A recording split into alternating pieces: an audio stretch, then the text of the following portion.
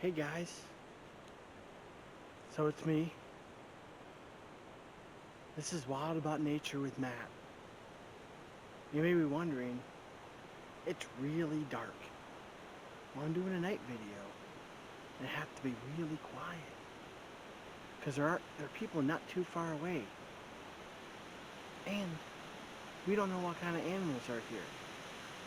So let me shed some light on what's going on.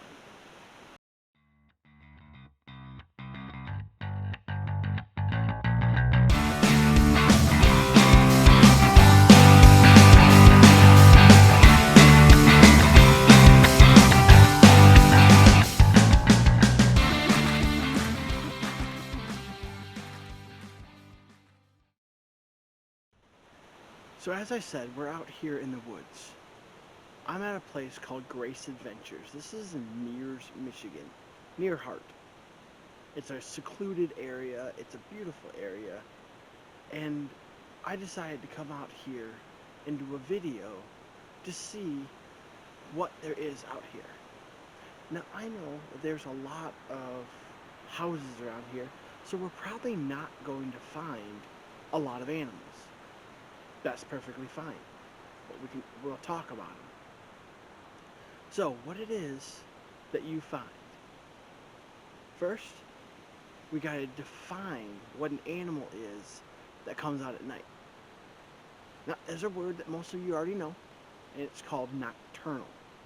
That means an animal that comes out only at night.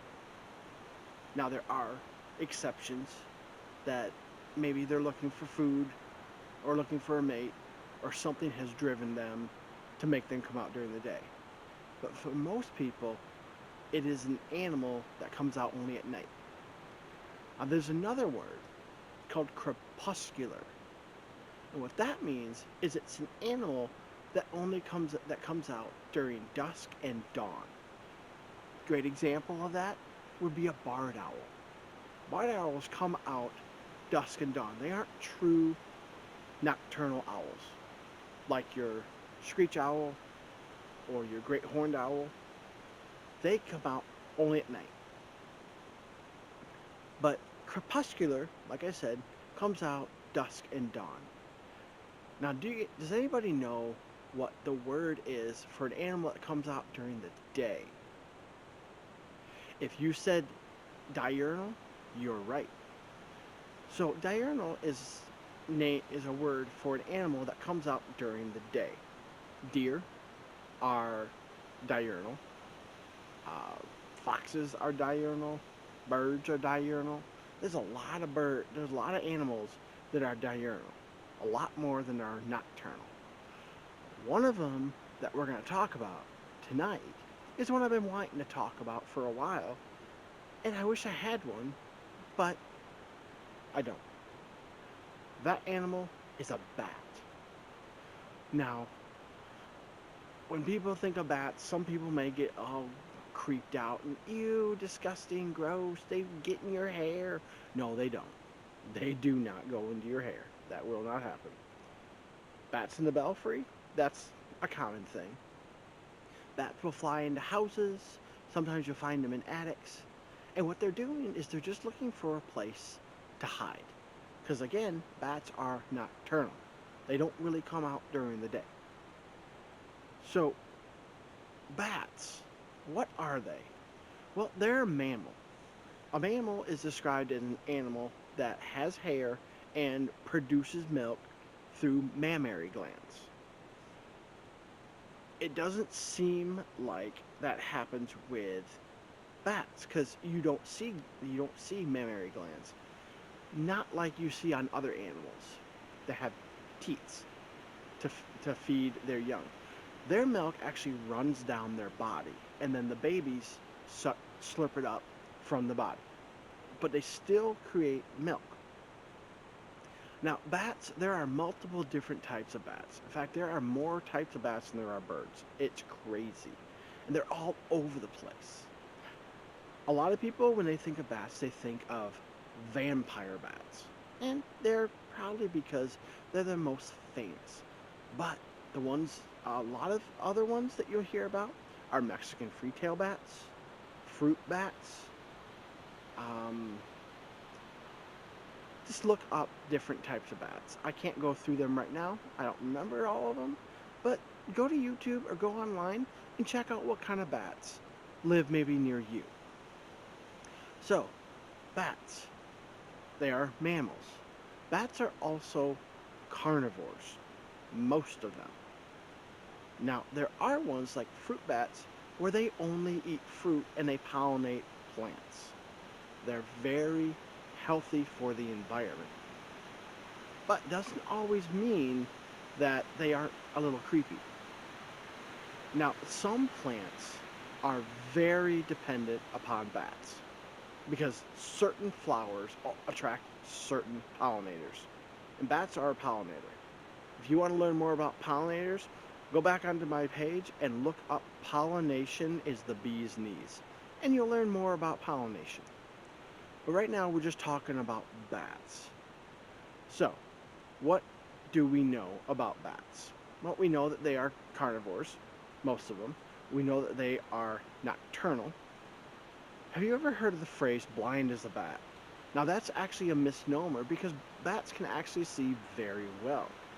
They just use their echolocation to find their prey, mostly because they are flying at night and they're flying when it's completely dark. Doesn't mean they can't see, but the echolocation is a whole lot easier. Now, how they use this is they'll send out a tone and it will bounce off their prey and come back to them. This is how radar works. It sends out a signal, it bounces off that signal, and the amount of time it takes for that signal to go out and to come back can determine how far that object is away. Like I said, radar on planes, radar on the ground, and echolocation, same thing with sonar, which is on boats, which is basically radar under the water. Now, this is an important aspect for bats. But there is one creature out there. It's a moth, and you'll have to look it up to find the exact name of it. But it actually avoids getting eaten by jamming the signal of the bat. This is so wickedly cool. You got to look it up. It is probably the awesomest thing you'll ever see. What it does is it actually picks up the tone that bat is giving off, and it gives off its own tone, and it confuses the bat. The bat doesn't know exactly where the prey is because that signal that's coming back to the bat is being jumbled and mixed around by another signal, and it doesn't know where that signal came from. It doesn't always work, but it is rather successful for the moth. So the next thing we're going to talk about is we're going to talk about, have you seen the ears on bats? Now some of them are really big, some of them are really small. But as I've said before in other videos, an animal will show you how it interacts with its world based on the size of its eyes or ears. Bats have small eyes, but some have very large ears, like really big, and other ones have really tiny ears. It doesn't mean that bat hears better than the other one. It just means that the bat that has the big ears can hear it from further away and gives out a larger tone than the small little bats. And the bigger bats are usually looking for bigger items for them to eat.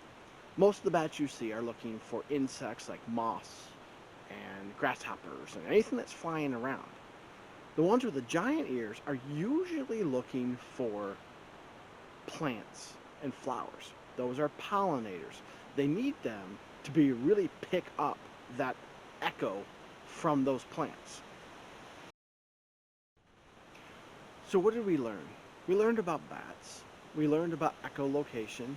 We learned about animals that are nocturnal. We learned about what bats eat and what they don't. We learned that some are carnivores, some are pollinators and fruit eaters. And what I want you to do is I want you to go and look to see if you can build a bat box. So here's a bat box. You can build them pretty easily out of wood, and it attracts bats to your area. And what this does is it will increase the amount of predation on nuisance insects. Everything from mosquitoes to moths. They will consume those, and if you have a problem with them, build a bat box, it'll bring them in. It will be very helpful for them.